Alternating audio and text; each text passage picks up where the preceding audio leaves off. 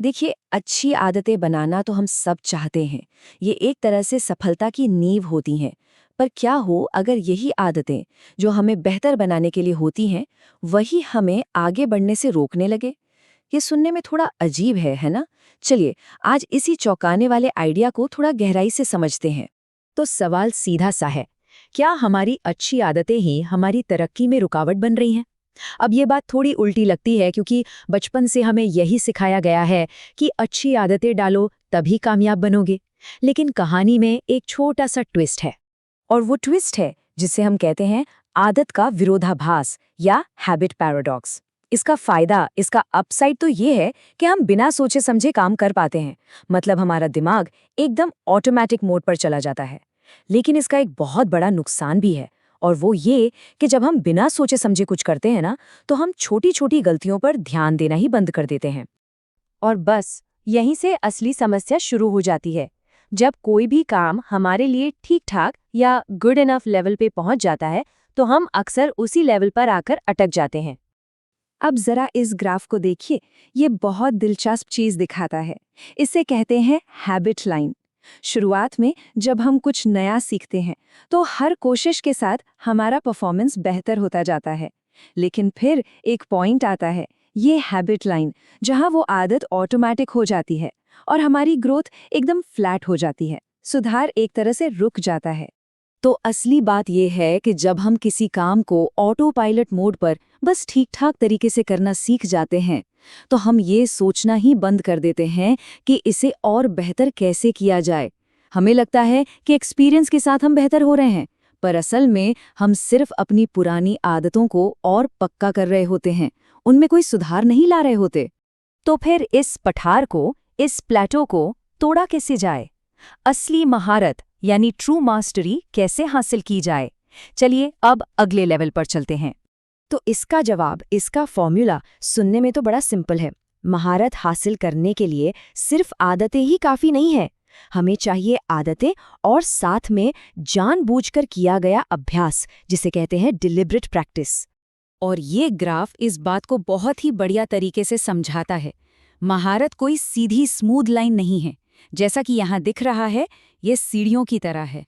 हम एक आदत में महारत हासिल करते हैं, वो ऑटोमेटिक हो जाती है और फिर वो एक बेस बन जाती है जिस पर हम अगली स्किल बनाना शुरू करते हैं। हर आदत हमें अगले लेवल पर लेकर जाती है। अच्छा, ये तो हो गई थ्योरी। अब इसका एक जबरदस्त रियल लाइफ एग्जाम्पल देखते हैं। चलिए लॉस एंजलिस लेकर्स की एक अविश्वसनीय कहानी पर नजर डालते हैं और जानते हैं उनका वो गुप्त हथियार क्या था जिसने सब कुछ बदल कर रख दिया। सोचिए 1986 का साल, लेकर्स को बास्केटबॉल के इतिहास की सबसे बेहतरीन टीम माना जा रहा था। टैलेंट की तो कोई कमी ही नहीं थी, लेकिन हैरानी की बात ये हुई कि वो टीम उस साल फाइनल तक भी नहीं पहुंच पाई। तो जाहिर है टीम के हेड कोच पैट राइली इस चीज से बहुत फ्रस्ट्रेटेड थे। उन्होंने कहा, किसी भी काम में लगातार कोशिश बनाए रखना ही सबसे जरूरी चीज है। उन्हें सिर्फ टैलेंट की कुछ झलकियां नहीं चाहिए थी, उन्हें चाहिए था लगातार बेहतरीन परफॉर्मेंस। तो उन्होंने जानबूझकर अभ्यास का एक सिस्टम बनाया जिसे नाम दिया करियर बेस्ट एफर्ट या CBE। इसके नियम बहुत सीधे थे। पहला, हर खिलाड़ी के हाई स्कूल तक के आंकड़े ट्रैक करो और उनका एक बेसलाइन परफॉर्मेंस तय करो।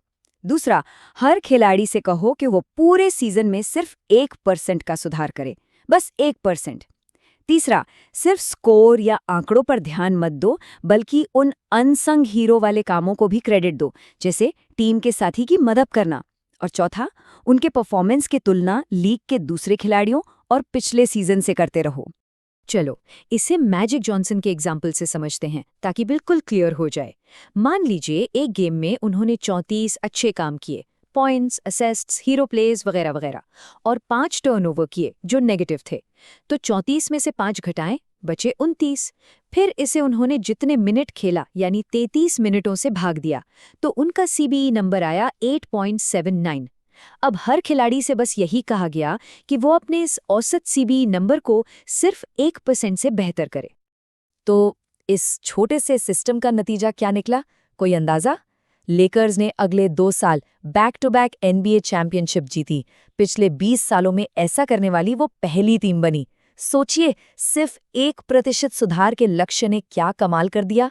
लेकर्स की कहानी से जो सबसे बड़ी सीख मिलती है वो ये है कि चिंतन और समीक्षा यानी रिफ्लेक्शन एंड रिव्यू बिना सोचे समझे की जाने वाली मेहनत का असली तोड़ है। ये हमें अपनी गलतियों के बारे में जगाए रखता है और सुधार के लिए नए रास्ते दिखाता रहता है। लेकिन रुकिए, कहानी यहीं खत्म नहीं होती। महारत का एक और, शायद सबसे गहरा पहलू भी है, एक साइकोलॉजिकल पहलू जो हमारी पहचान से जुड़ा है। देखिए, होता क्या है कि हम जितनी मजबूती से अपनी एक पहचान से चिपक जाते हैं ना, उससे आगे बढ़ना उतना ही मुश्किल हो जाता है। ये पहचान एक तरह का गर्व पैदा करती है जो हमें अपनी कमजोरियां देखने ही नहीं देता और हमारी ग्रोथ को वहीं रोक देता है। तो इसका हल क्या है? अपनी पहचान को थोड़ा छोटा और थोड़ा लचीला बनाना। जरा इस स्लाइड को देखिए। मैं एक एथलीट हूं कहना एक बहुत सख्त पहचान है। इसकी जगह ये सोचना कि मैं एक ऐसा इंसान हूं जिसे शारीरिक चुनौती पसंद है, ये ज्यादा लचीला है। या फिर मैं सीईओ हूं की जगह ये सोचना कि मैं वो हूं जो चीजें बनाता और खड़ी करता है। ये सोच में एक छोटा सा बदलाव है, लेकिन इसका असर बहुत बड़ा होता है। सदियों पहले ताओ ते चिंग में लाओ त्सु ने एक बहुत गहरी बात कही थी जो इस आइडिया को बड़ी खूबसूरती से बयां करती है।